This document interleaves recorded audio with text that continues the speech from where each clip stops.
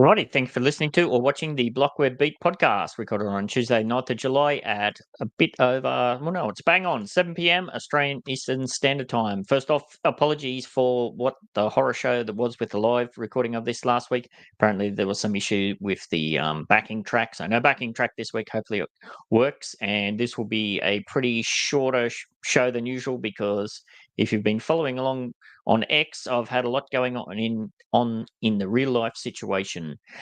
So let's get into it, shall we? On this week's show, it's starting to rain blood in the crypto markets. Dubai launches a blockchain platform for faster customs clearance. Cross-city collections are back in Upland and here to stay. New real-time Metaverse city data in Galaxity, Earth, Thailand. That one sounds very interesting. AI is tackling complex data sampling, the path to digital sovereignty, and the revolutionary potential of NFTs. And Ubisoft partners with Double Jump.Tokyo to implement Web3 in its games. Plus, as always, we ground ourselves with some real-world insights with a few doses of reality from the Meatsuitaverse. All the other segments are shortened up this week, but I know lots of people love the Meatsuitaverse segment, so I won't shorten them up. First up, the disclaimer. Warning, the information and opinions within are solely the views of the individuals involved, contains content not suitable for anyone. Yes, blah, blah, blah. So what's happening in the crypto markets this week in the crypto market? It is raining blood. We saw a significant decline across the board. The global crypto market cap dropped by 9% to 2.1 trillion, with Bitcoin dominance remaining steady at 53.5, which is interesting. Normally, when it's raining blood like that, the dominance creeps up, but steady as she goes in that regards. On the flip side, the fear and greed index dipped into the fear zone at 37, reflecting the market's nervous sentiment. Bitcoin itself fell 8.8% to 57,515, while Ethereum took a sharp hit, dropping 11.7% to 3,076 at the time of the snapshot. Notable declines include Wax down 14.2%, Engine down 16.6%, and Theta down 22.3%. Solana and Tron were among the few bright spots in the coins that I cover. Solana just slightly down by 3.1%, and good old Tron bucking the trend and pretty much just holding steady. Right. In blockchain cryptocurrency news, Dubai has taken a major leap in its digital transformation journeys with the launch of a blockchain platform designed specifically to streamline customs clearances. Yes, please. This innovative system introduced by Dubai Customs aimed to make trade processes faster and more transparent, benefiting business both within Dubai and internationally. The platform is part of Dubai's broader strategy to enhance digital transactions, championed by Crown Prince Sheikh Hamdan bin Mohammed bin Rashid Al Maktoum. Apologies if I butchered your name. What a name that is. Anyhow, by reducing paperwork and administrative costs, the blockchain technology speeds up shipment processing, which is crucial for UAE's economic growth. Oh, I thought it was like customs for people traveling, but it means customs. Anyhow, Sultan, I'm not going to say that name, Sultan Oldmate, chairman of the Ports Customs and Free Zone Corporation, highlighted that this platform not only improves customs efficiency, but also fosters collaboration between government entities, representing a significant enhancement in Dubai's business operations. This initiative aligns with the UAE's commitment to blockchain, as seen in past strategies like the 2016 Dubai blockchain strategy and the 2018 Emirates blockchain strategy, aiming to conduct 50% of all government transactions in the future using blockchain. When I went to Japan last, it was interesting that I know it's not related directly, but their customs process had moved a lot away from the paper-based system, and it was all digital. Like you had to download a special app and that. So I can imagine, a unique kind of digital identity coupled with blockchain could potentially make that whole side of things a lot more seamlessly too. I should have looked into that. That's what I was excited about, but apparently that's not what it is. Anyhow, moving on. In Upland Metaverse news, exciting news for Upland fans. Cross-city collections are back for good. Originally a hit during Genesis Week, these collections are now a permanent feature, offering players a significant boost with one-time UPX bonuses and a 1.3x yield increase. There are a few collections to look out for, namely the World Traveller, own a property in 5 different cities. Eastern Nomad, own 3 properties in 3 different East cities in the USA. Western Nomad owned 3 properties in 3 different West Coast cities in the USA. Central Nomad owned 3 properties in 3 different Central USA cities. These collections are perfect for diversifying your portfolio and maximizing your earnings. Yes, if you're somebody that's been focusing on earnings like I do, maybe have a crawl through your data and see if you can get a little bit of an extra boost. And additionally, Upland is introducing the starter bundle for $23, aimed at both new and seasoned players. Each bundle includes 3 properties from various cities with a 7.5% chance of scoring a premium high value property. Doesn't go on to say exactly what that entails, but that's what it's all about. 7.5% chance, not very high. Anyhow, the convenience of having properties delivered directly upon purchase makes it an excellent way to jumpstart your Upland empire or expand your current holdings. So yes, you don't have to jump over and be in all of these different cities to mint. You can get an actual bundle. These bundles will be regularly replenished to ensure continuous availability, starting with initial release of 1,000 bundles in the store. Stay tuned for more updates as Upland continues to evolve and offer new opportunities for players to grow their virtual real estate empire. Yes, I'm hoping they dive more into the real estate empire side of things myself this year. Lots on the way as far as Upland news goes, hopefully this year.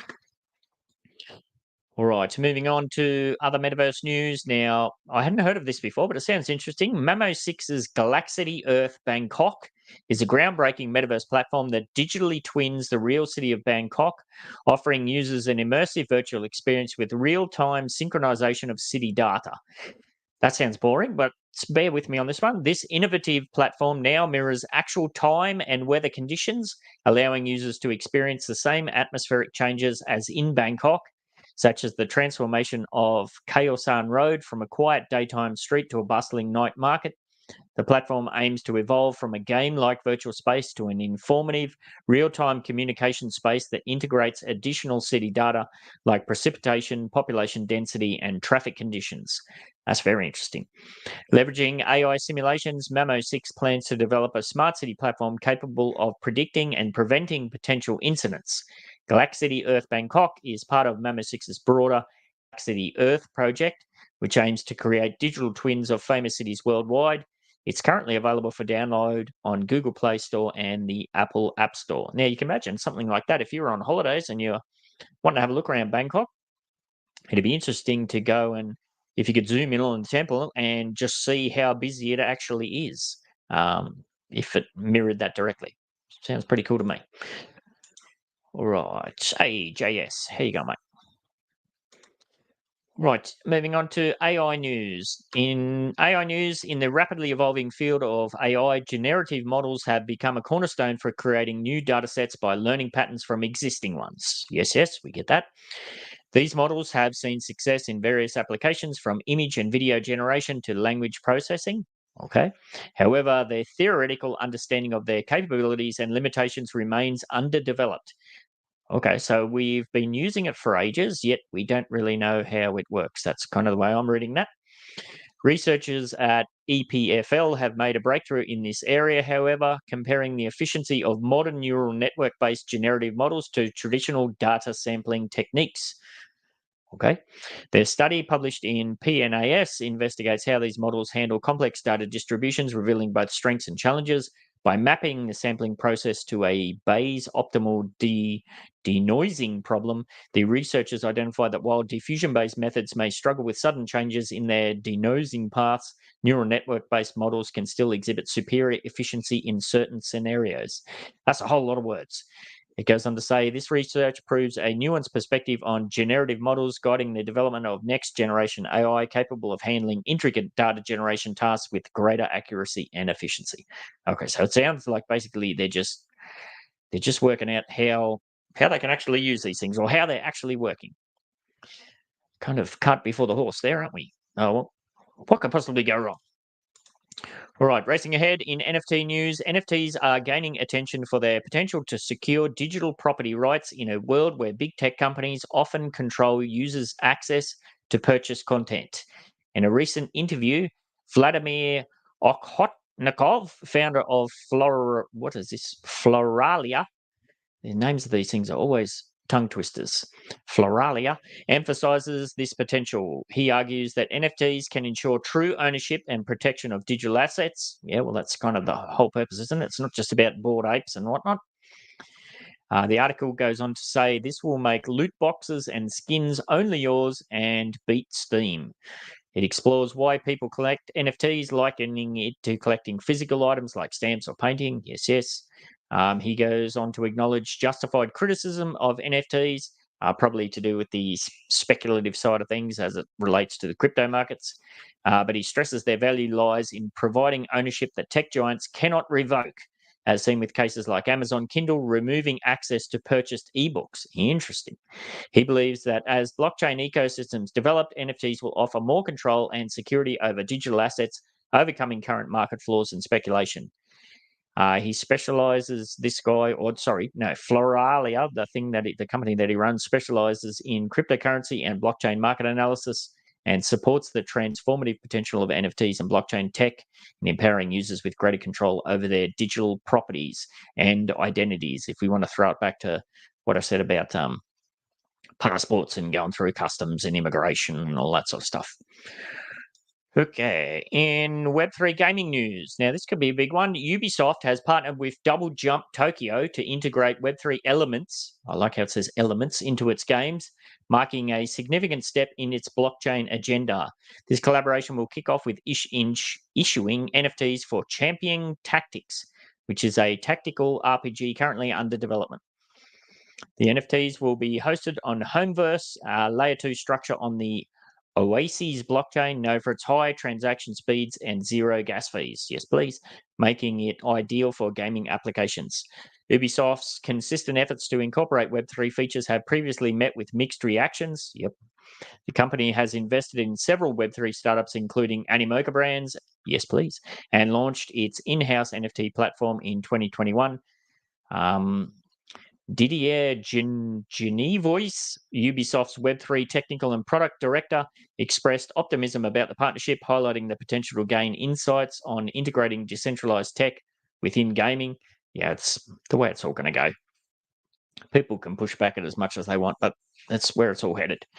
Goes on to say, Double Jump.Tokyo's involvement will facilitate Ubisoft's reach into the Asian market, enhancing the global adoption of Web3 gaming tech.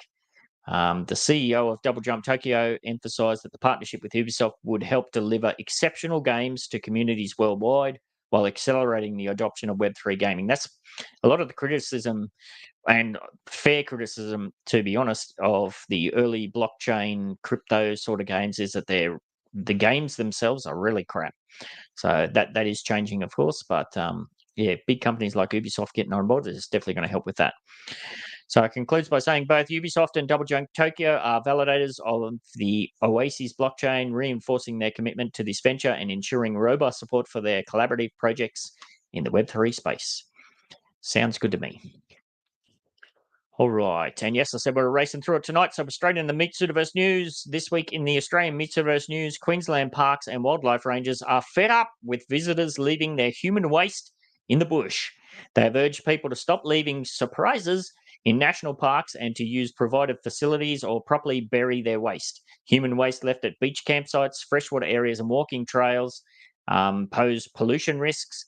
Rangers recommend bagging waste up and personal hygiene products for proper disposal to maintain cleanliness, reduce flies and prevent pollution. They emphasise the importance of keeping natural areas clean for all use. I mean, who's the filthy bugger that's just going and shitting in the woods and at least not burying a hole to put it in? Come on, people. All right, so moving on. I had fun making that image with ChatGPT, by the way. All the three of these was a bit of fun. In the New Zealand Meatsuitaverse news, New Zealand's Housing Minister, Chris Bishop, has announced plans to flood the market. That's what ChatGPT's gone ballistic with, that part of the prompt, and that's what's covered for the image.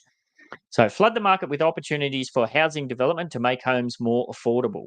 The government will implement changes to free up land and encourage development, including housing growth targets for Tier 1 and Tier 2 councils. These councils must ensure land is a live zone, for 30 years of housing demand. The new rules will prevent councils from imposing rural-urban boundaries and blah, blah, blah, blah. So basically, to cope with the housing crisis, they're going to flood the market with new houses. That's very easy to say. Very easy to say. Same situation in Australia. The house just up, or in the same street, the house just sold for 1.3 million. Just absolutely bonkers price. So, yeah, it's easy to say flood the market to, address the demand, but especially with houses, it's not that easy.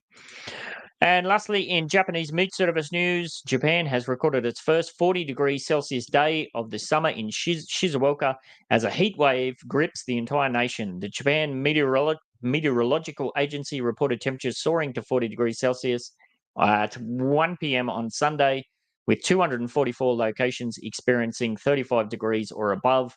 Record highs were also noted in other areas. The severe heat is expected to persist, prompting warnings against heat exhaustion. As part of that, a whole bunch of people, I think it was almost 120 people, were taken to hospital with heat stroke. Most of those over 70 years old. Yeah, the heat in Japan it's sickening almost. It gets that hot sometimes here, but it's the humidity there is just out of control. So yes, stay out the heat. All right, and that's it this week. That's the beat for this BlockWeb week and a glimpse into some of what's currently making the news inside, around, and outside of the Metaverse and in the Meatsuitaverse. If you'd like to get yourself involved in any of the Upland Down Under Entertainment productions, or if you have an Upland NFT or Metaverse product, service, or event to promote, and send me Ben68 a DM or get yourself into the NBA server, which is linked in the description.